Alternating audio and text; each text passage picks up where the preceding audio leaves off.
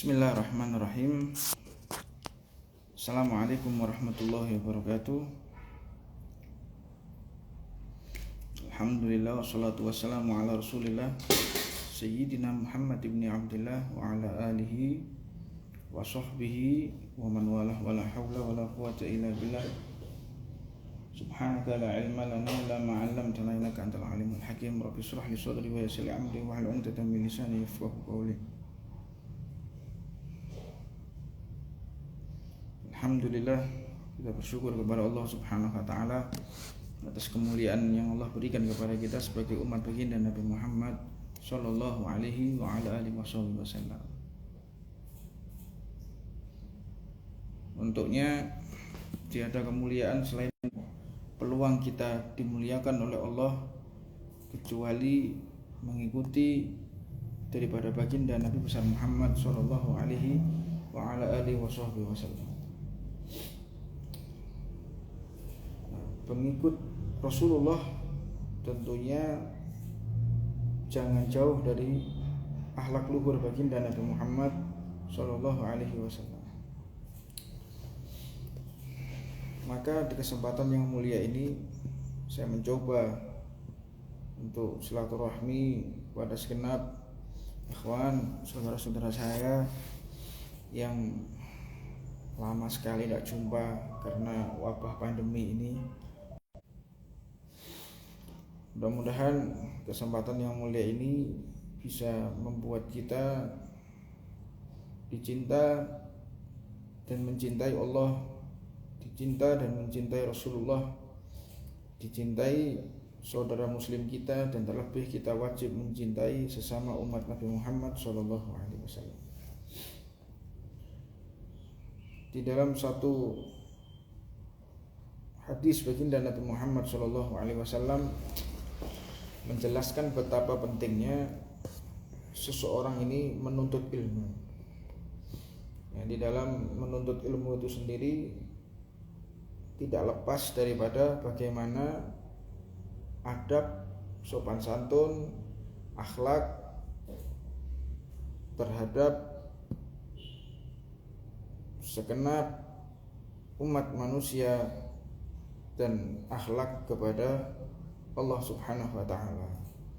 Bahkan di thariqah Sadatuna Ba'alawi ini diajarkan akhlak bukan hanya kepada manusia. Dan tentu definisi manusia itu bukan hanya orang yang sesama iman umat Islam, namun sesama manusia walaupun yang non muslim yang tidak beragama Islam, kita wajib untuk menghormati mereka, berakhlak bersopan santun terhadap mereka. Ini ajaran daripada baginda Nabi Muhammad sallallahu alaihi wasallam. Di thariqah kita ini Ahlus Sunnah wal Jamaah ini mengedepankan akhlak baru ilmu. Jadi akhlak dulu baru ilmu. Namun di kesempatan yang mulia ini saya ingin menekankan betapa besar keutamaan menuntut ilmu baginda Nabi Muhammad sallallahu alaihi wa alihi wasallam. Man salaka tariqan yatlubu bihi ilman sahalallahu lahu tariqan ilal jannah, tariqan min turqil jannah. Jadi barang siapa menuntut ilmu Rasulullah sallallahu alaihi wasallam, maka Allah akan memudahkan jalan dia menuju jalan surga. Jalan surga ini tentu definisinya surga itu indah, enak, nyaman. Pasti Anda akan menemukan kebahagiaan di dunia sampai nanti akhirat. Wa innal malaikah. Ini enggak usah Mam. Ini soalnya mengganggu di sini. Nanti aja di live record aja.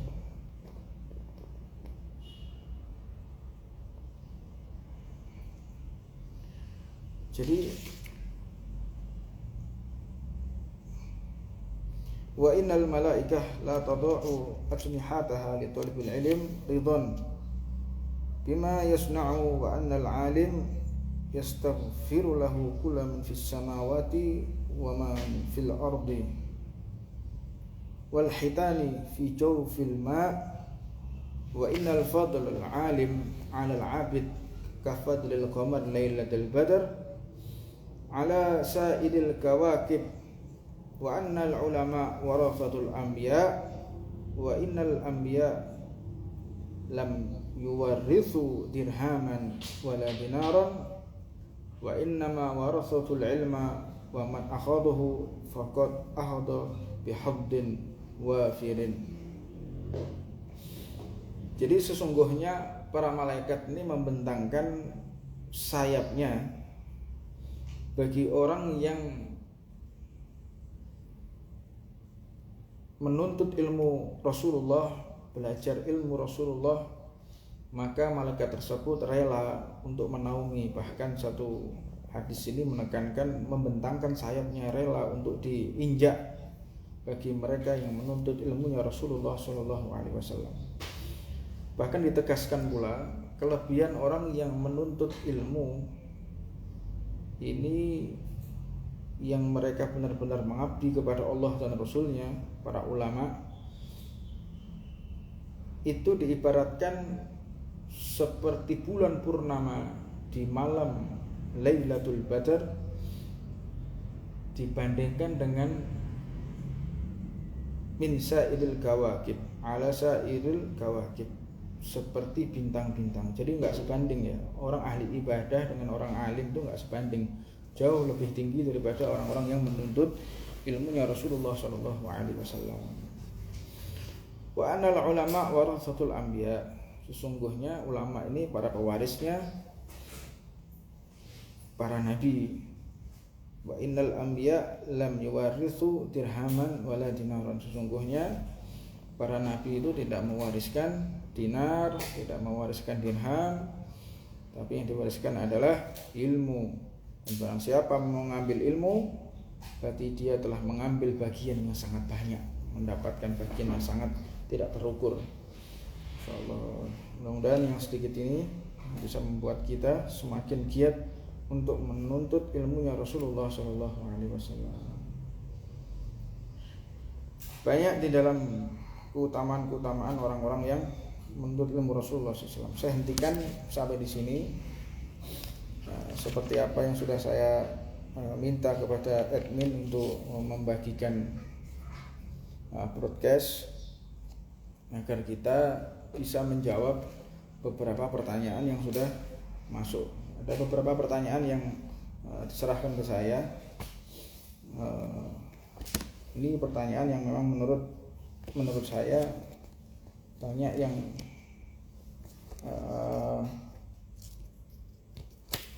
harus dijawab, saatnya menjawab gitu ya.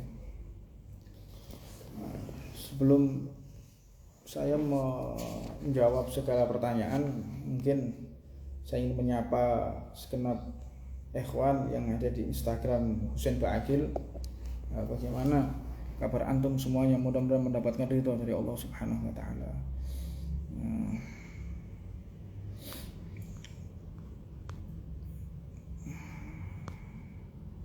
Ini ada beberapa pertanyaan yang menurut saya harus dijawab ya.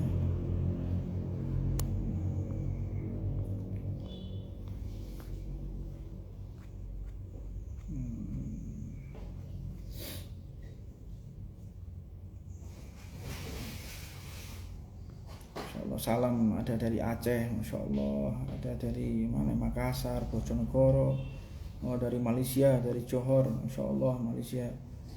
Ini dari mana aja nih, Masya Allah. Allah barik fikum. Mudah-mudahan bisa menjadikan ridho dari Allah Subhanahu wa taala.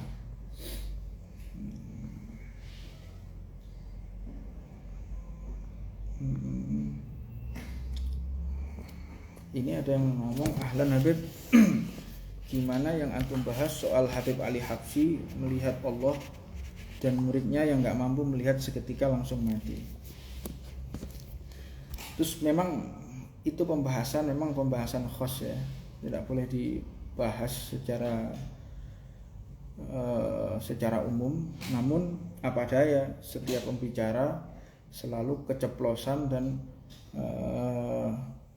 setiap penulis pasti ada kesalahan, setiap pembicara pasti ada salah ucapan, sudah biasa. Namun di dalam ucapan tersebut saya meyakini itu adalah sesuatu yang benar, Kalau memang Anda tidak percaya, silahkan tidak percaya, tapi saya meyakini bahwa itu benar.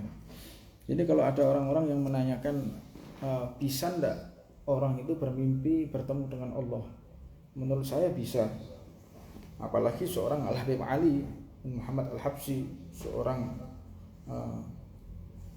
wali kutub bila khilaf, Siddiqiyatul Kubra, Siddiqiyah Kubra Habib Al-Habsyi radhiyallahu ta'ala anhu wa nafa'anallahu bi ulumih. Jadi bukan hanya Habib Al-Habsyi ya. Jadi para ulama yang lain seperti Imam Ahmad bin Hambal, Imam Ghazali ya, namun ketika tingkat bermimpi bertemu dengan Allah Subhanahu wa taala itu definisinya itu sangat banyak sekali. Ada yang hanya mendengar suaranya Allah, ada yang melihat percikan daripada zat Allah Subhanahu wa taala. Tapi kadar mimpi itu kan berbeda-beda. Sebagaimana kalau orang bermimpi dengan Nabi Muhammad SAW. Jadi kadang-kadang mimpi Rasulullah itu tapi wajahnya guru kita. Mimpi Rasulullah wajahnya orang soleh. Loh, masa Rasulullah kok wajahnya orang soleh? Nah, ini sebetulnya mimpi yang seperti ini muhal. Jadi tidak masuk akal. Ya memang nggak masuk akal bagi orang-orang yang mengerti mahabbah, dia akan paham makna ini. Tapi sekali lagi itu memang kesalahan saya, tidak boleh diceritakan secara umum. Namun kalau ada orang tidak meyakini itu ya silahkan aja. Dan kemudian terima kasih kepada orang-orang yang sudah melihat video saya, mengkoreksi, mengevaluasi. Alhamdulillah. Saya menghargai sekali orang-orang yang mau memberikan kritik, memberikan evaluasi, karena kita sama-sama santri. Namanya santri tidak akan pernah berhenti untuk belajar, mengevaluasi diri. Nah, kemudian ini ada beberapa pertanyaan dari netizen. Iya, Mam, ya. Dari net ya gitu ya. Saya akan jawab satu persatu pertanyaan antum. Jadi netizen itu menurut saya kalau sifatnya pertanyaan yang umum ya itu menurut saya bagus lah. Tapi kalau pertanyaan yang sifatnya itu pribadi, menyinggung masalah pribadi dan bisa diselesaikan secara pribadi, nggak perlu kita keluar-keluar di medsos. Jadi kenapa nasihatnya Rasulullah itu kok diterima banyak orang? Karena nasihatnya Rasulullah tidak pernah diketahui oleh siapapun. Kalau misalnya Anda melihat ada orang ini melakukan perbuatan maksiat, maka nasihat Anda jangan sampai ada orang yang tahu. Karena dalam satu hadis disebutkan kalau Anda menasehati orang di hadapan banyak orang itu bukan nasihat namanya, itu penghinaan. Itu penghinaan. Dan ini hanya dipelajari oleh orang-orang yang ngerti kitab ya, terutama di kalangan Nahdlatul Ulama, orang-orang Nahdiyah itu. Kalau nasihat itu hati-hati betul. Kalau mereka memberikan nasihat itu enggak langsung ke orangnya, enggak, memberikan ayat Quran yang sehingga menyindir orang tersebut, memberikan hadis kepada orang tersebut. Jadi saya pernah disindir oleh satu kiai terhadap apa yang terjadi kepada diri saya. Beliau memberikan satu ayat. Habib, afwan ya, kalau bisa antum coba lihat ayat ini. Nah, seperti itu. Nah, ternyata ayat tersebut bunyinya adalah evaluasi lagi dirimu sebelum engkau mengevaluasi orang lain. Jadi bukan langsung, Beb, evaluasi dirimu, kamu tuh salah. Nah, ini orang-orang yang jelas dia nggak punya ilmu, orang nggak begitu ya. Dan itu pun kalau kita menasehati orang itu jangan sampai ada orang yang tahu. Ini sekarang orang nasehati tapi di video ya. Pengecut menurut saya ini. Berani di video. Iya, hanya pengecut orang-orang kayak gitu. Anda kan tahu alamat saya, datangi kalau berani. Nomor udah jelas ya, alamat jelas. Jadi kalau ada orang yang berani ngomong di video itu saya kira pengecut ya gitu. Pengecut sekali ya. Terus Habib, apakah benar antum wali? Pernahkah begini loh? Apakah benar antum wali? Ya mudah-mudahan saya bercita-cita semoga saya menjadi walinya Allah, menjadi kekasihnya Allah. Nah, bagaimana tentang pengakuan antum sebagai wali? Pengakuan antum, Anda pernah ngaku jadi wali? Enggak pernah. Anda kalau mungkin punya video saya mengaku diri saya wali atau saya mengaku diri saya orang yang hebat, mengaku saya ini punya ilmu tinggi, mengaku saya punya segala sesuatu, coba ya. Kalau antum punya videonya, punya apa, silahkan ini dikirimkan ke saya ya. Saya kira kok belum pernah ya, saya ngaku wali. Saya tipenya Belum tahu ya. belum tahu. Atau saya pernah keceplosan mungkin, belum pernah juga ya. Saya belum, pribadi belum. Sok ngaku wali ya, belum pernah tahu. Apakah benar antum ngaku wali ya? Saya belum pernah itu. Seumur hidup ngaku menjadi wali belum pernah ya. Jadi kalau ada orang mengatakan saya ngaku wali, buktinya mana? Saya mendapatkan kabar ini dari orang la kafa bil mar'i kadziban bi kulli masami'. Cukup seseorang itu dikatakan pendusta apabila dia menyampaikan sesuatu bukan dari mata kepalanya sendiri. Jadi Anda menceritakan orang lain tanpa Anda melihat sendiri atau Anda tanpa mendengar sendiri, maka Anda disebut pendusta. Laknatullahi 'ala kadzibin. Ya. Bagaimana tanggapan Habib perihal kecaman dan ejekan statement terhadap pembelaan atau penjagaan kepada Presiden Jokowi atau pemerintah yang sah? Belum. Yang ngecam siapa? Kalau yang ngecam orang-orang yang punya titel, orang-orang yang ngecam itu orang-orang yang punya kedudukan, strata sosial yang tinggi, atau yang ngecam itu orang-orang yang punya ilmu tinggi, ya saya akan layani. Namun kalau yang mengecam adalah orang-orang yang nggak berpendidikan, yang nggak punya kapasitas ilmu, lah untuk apa saya layani? Karena kalau orang mau mengkritisi saya adalah seorang akademisi, saya adalah seorang santri. Jadi kalau mau mengkritisi saya, ya seputar akademisi atau seputar masalah ilmu, jangan masalah politik. Saya bukan orang politik, saya tidak tahu politik. Ya, menurut saya apa yang saya ucapkan itu tidak ada yang salah, pembelaan saya terhadap Pak Jokowi. Kenapa? Kalau Anda tidak terima pembelaan saya terhadap Pak Jokowi, ya terang-terangan aja. Saya memang membela pemerintah yang sah, itu sesuai dengan ajaran para habaib. Para habaib itu orang yang loyal kepada pemerintah. Bagaimana pemerintah tersebut jika pemerintahnya dolim? Maksud Anda yang dolim ini Pak Jokowi gitu ya? Saya tidak pernah tahu ya Pak Jokowi dolim ya. Anak dolimnya apa ya, saya tidak tahu. Saya belum pernah tahu Pak Jokowi dolim kepada siapapun, saya tidak tahu. Dan belum pernah juga saya melihat Pak Jokowi ini mencaci maki habaib, yang nggak pernah. Mencaci maki ulama, yang nggak pernah. Atau mencaci maki Islam, yang nggak pernah. Nah, kalau saya seputar itu aja ya. Kalau kebijakan politik ya wallahu a'lam, saya bukan orang politik. Jadi kalau orang bertanya perihal Pak Jokowi, ya saya jawab sesuai kapasitas saya. Nah, misalnya pemerintah ini dolim, itu ulama dikriminalisasi, kriminalisasi ulama.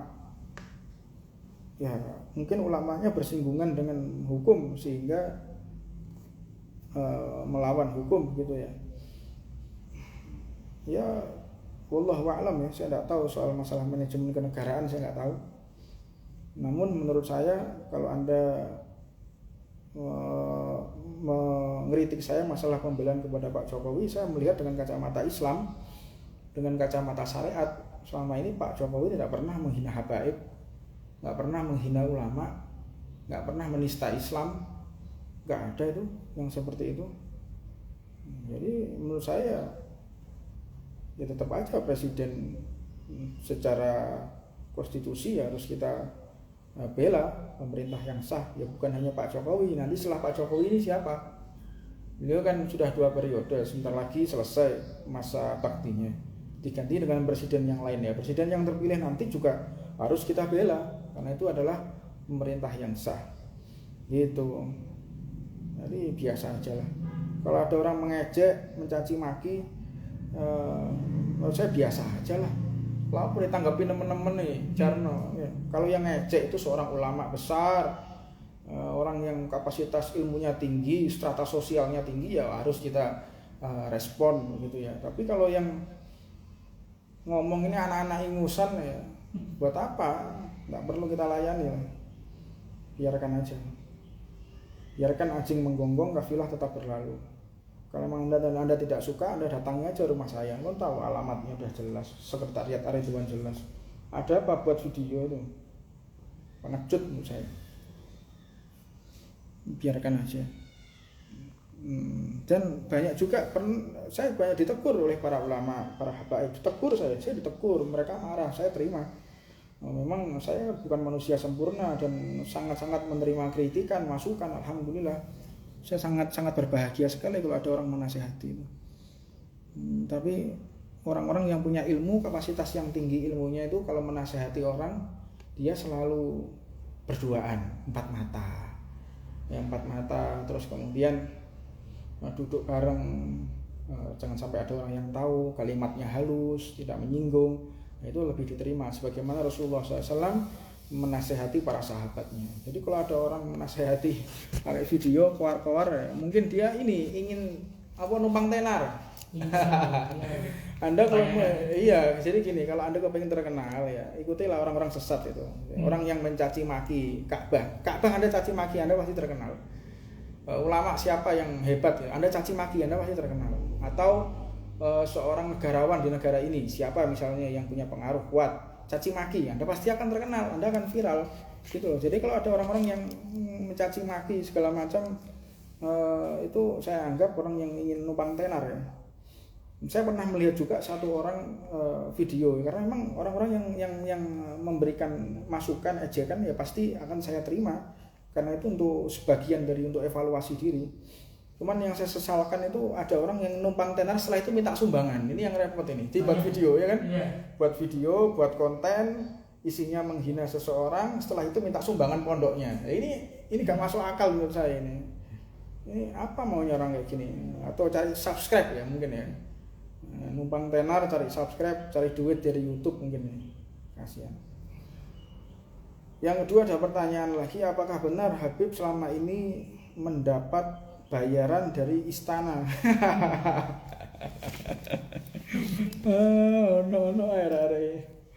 Apakah benar Habib selama ini mendapat bayaran dari istana untuk berstatement?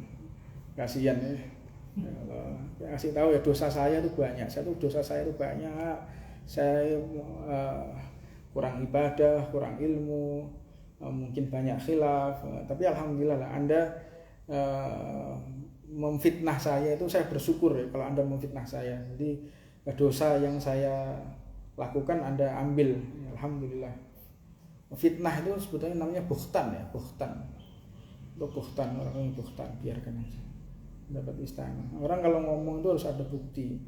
Kalau seandainya yang tanya ini, saya tanya kira-kira mau, saya tanya, Habib ini mendapatkan bayaran dari istana, Anda dapat kabar dari siapa? Buktinya apa kan gitu ya? Kalau memang Anda punya bukti, Anda punya satu bentuk keyakinan, namun keyakinan tersebut tidak bisa Anda wujudkan, zahirkan, ya berarti Anda berburuk sangka gitu ya, suudzon. Jadi sebetulnya ini delik aduan ya. Kalau kita belajar hukum namanya delik aduan. Kalau ada orang yang seperti ini ada juga melanggar pasal UU ITE dan lain sebagainya, negara hukum ini. Ini orang-orang semacam itu bisa dipidanakan dia, karena undang-undangnya sangat jelas sekali. Nah, tapi tidak tahu orang yang ngerti undang-undang kok kayak kira-kira. Tidak paham. Kira-kira dia pernah kuliah apa enggak orang-orang kayak gini? Oh gitu ya. Numpang tenar. Iya. Mungkin dia nggak pernah sekolah hukum kali ya. Nggak pernah sekolah hukum, atau mungkin nggak pernah mondok. Yang paling saya khawatirkan ini ada orang-orang yang nggak pernah mondok terus ikut berstatement ya. Kalau ada orang ngaku wali, yang makanya saya pernah ngaku wali itu kapan, di mana, ada buktinya saya ngaku wali, aneh, orang aneh. Tidak apa-apa sudah, biar. Tapi saya bersyukur ya Anda seperti itu, saya bersyukur karena orang-orang semacam itu mengangkat dosa-dosa yang pernah saya lakukan. Begitu.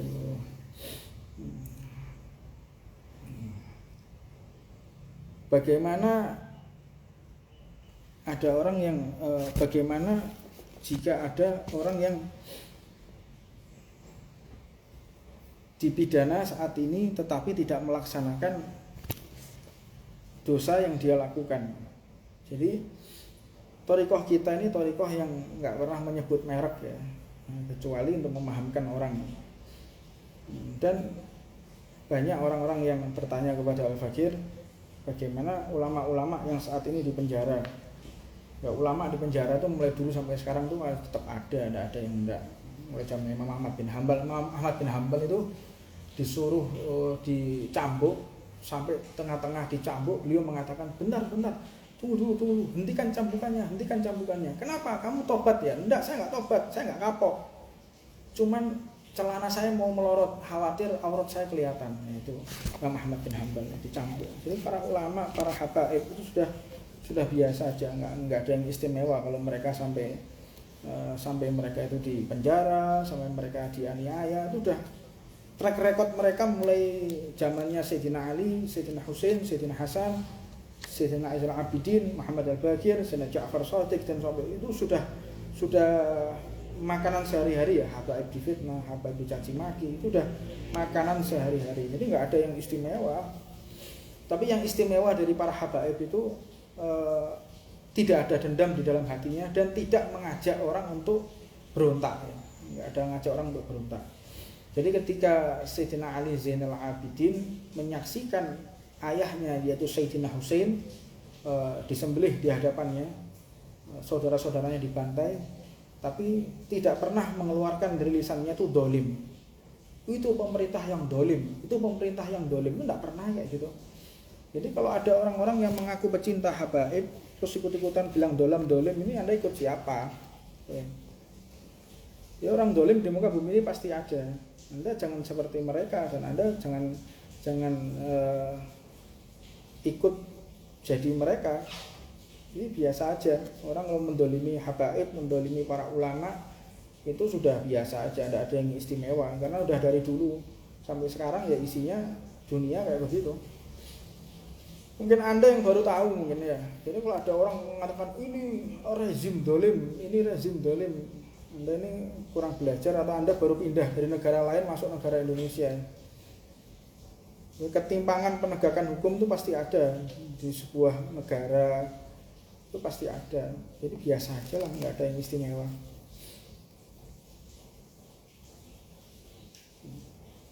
Wallahu a'lam. Bagaimana sikap kita ketika mendengar Habib dicaci maki? Apakah kita diam aja atau kita melawan? Ya kalau saya melihat hal semacam itu biasa aja. Kecuali kalau yang Anda hina adalah Rasulullah, yang Anda hina adalah sahabat Rasulullah, itu baru ada tindakan. Tapi kalau ulama yang dihina, diejek, ya minimal ketika kita tidak bisa membela secara zahir, kita membela secara batin. Namun jangan ngajak-ngajak orang gitu ya. Tidak usah ngajak-ngajak orang untuk berontak. Biasa aja. Mungkin ada pertanyaan yang lain, saya mau baca dulu komen-komennya.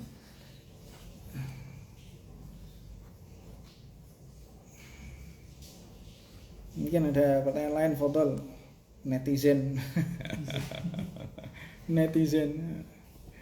Saya baru mendengar ini memang ada orang yang buat video gitu ya. Buat video masalah apa? Yang katanya wali. Katanya saya wali gitu. Ini wali, tapi wali murid. Ya, amin, insyaallah. Amin, doa bagus ya. Mudah-mudahan saya jadi wali murid. Nah, anak-anak saya panjang umur sehingga saya bisa mensekolahkan anak-anak saya, sehingga saya bisa menjadi wali murid yang baik, yang soleh kan gitu ya. Iya, wali murid beneran.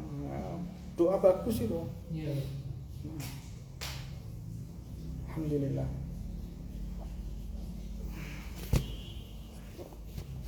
Maaf Habib, kenapa Anda kemarin ceramah bilang lindungi Pak Jokowi? Apa istimewanya Jokowi dengan kriminalisasi seorang Habib? Dan ulama-ulama, antum tahu sendiri gimana dengan ulama-ulama para umat Islam. Anda mungkin tidak punya pulsa ini yang tanya ini. Anda nanti di ini diputar lagi, udah saya jawab itu, diputar lagi. Saya dari Masjid Nurul Iman, insyaallah saya mimpi bertemu dengan para habaib. Apa makna tersebut? Ya baiklah kalau Anda bertemu dengan para habaib. Ulama dari zaman sekarang pasti banyak ini menjadi sudah biasa, tidak ada yang istimewa. Beb, kalau kita masbuk sholat subuh, apakah 2 kali baca kunutnya? Syukron. Kalau iya 2 kali baca kunut, 2 kali baca kunutnya tetap 2 kali.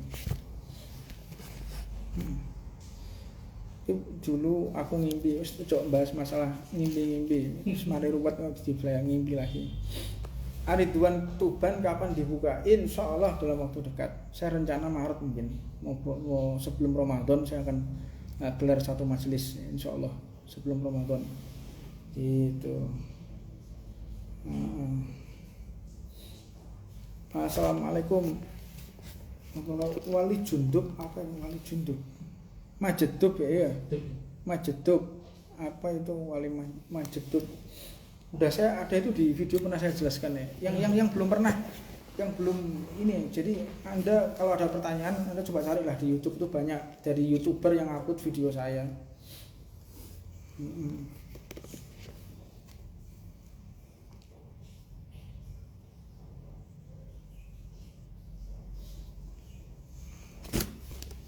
Kapan majelisnya mulai dilaksanakan? Secepatnya insya Allah. Ada pertanyaan yang lain, saya tambahkan sedikit tentang masalah ilmunya Rasulullah SAW. Innama yakhshallah min ibadihil ulama. Sesungguhnya yang takut kepada Allah di antara hamba-hamba Allah itu adalah para ulamanya Allah Subhanahu wa taala, para pewaris Nabi Muhammad sallallahu alaihi wasallam. Kalla innal insana la yadgha an ra'ahu istaghna. Ketahuilah sesungguhnya manusia benar-benar melampaui batas karena dia melihat dirinya serba cukup.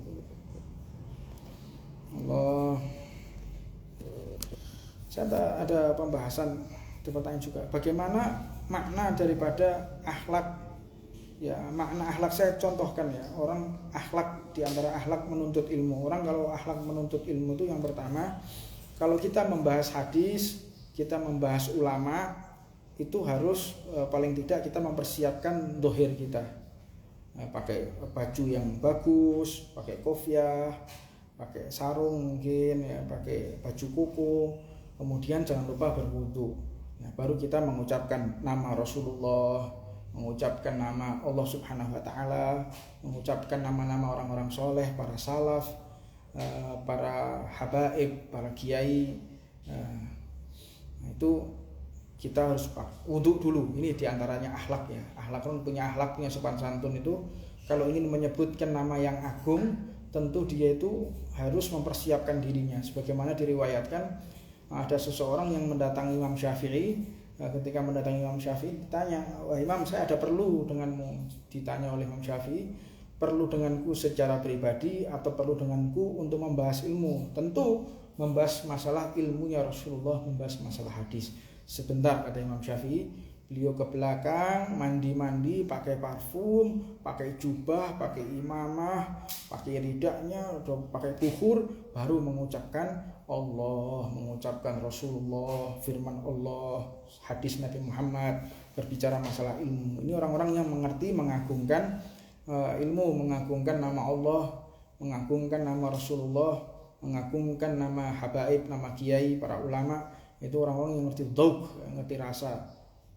Tapi orang sekarang ini mondok ndak pernah, ngeritik habaib, ngeritik ulama, sebelahnya rokok lagi. Anda mengucapkan nama wali kutub tapi mbek rokokan. Allah, Anda menghina, itu namanya penghinaan yang luar biasa itu, penghinaan menurut saya. Itu kan makruh ya, itu makruh. Tapi indah sufi, sadatina sufi ya, rokok itu haram menurut para sufi. Jadi sebagian mereka ba'dul ulama mengatakan itu haram. Ini menyatakan dirinya mewakili habaib kadang-kadang ya. Dirinya mewakili habaib, tapi nyebut nama ulama, nyebut nama kiai, nyebut nama habaib sama pegang sama rokokan. Ada kok, saya pernah lihat sepintas ada orang, ada satu ini mungkin ya, pernah saya ketawa ini kayak Sri Mulat, tahu Sri Mulat ya? Penggembira. Orang kalau mengkritisi ulama paling tidak itu mengedepankan akhlak ya. Saya pernah mendengar ini satu guru besar intelijen, memang ada namanya proxy war, ada perang proxy, mempersiapkan orang-orang yang seperti itu. Jadi kalau ada orang mencaci maki Anda lewat dunia medsos, ya Anda biarkan aja lah, jangan Anda layani, kecuali kalau orang tersebut datang dengan sopan santun, datang dengan akhlak yang baik, itu boleh Anda untuk layani, datangnya baik. Kalau dia misalnya dia bukan seorang ulama ya, dia bukan seorang ulama, seorang santri atau bahkan bukan penuntut ilmu, datang menasehati Anda, kalau caranya baik, caranya sopan dan memang bisa diterima oleh akal sehat, ya Anda harus menghormati, wajib itu. Namun walaupun ulama, walaupun orang yang punya ilmu, tapi menasehatinya dengan cara yang kasar, tidak menggunakan akhlak, ya diragukan ilmunya, diragukan keulamaannya. Saya nggak percaya orang punya ilmu menasehati dengan cara seperti itu. Walhasil numpang tenar lah, itu aja.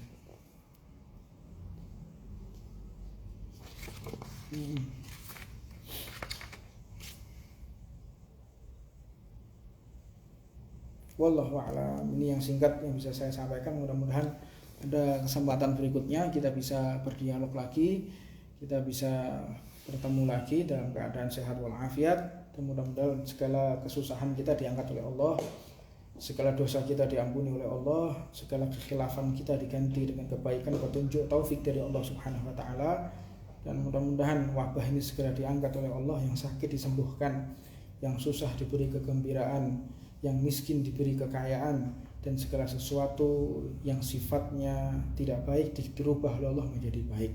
Baik ekonomi kita, baik kesehatan kita, baik hubungan rumah tangga kita, hubungan sosial di masyarakat kita, menjadi orang-orang yang dicintai dan mencintai Allah, dicintai dan mencintai Rasulullah, dan dicintai mencintai sesama umat Islam dan sesama umat manusia. Wallahu a'lam. Ini yang bisa kami sampaikan.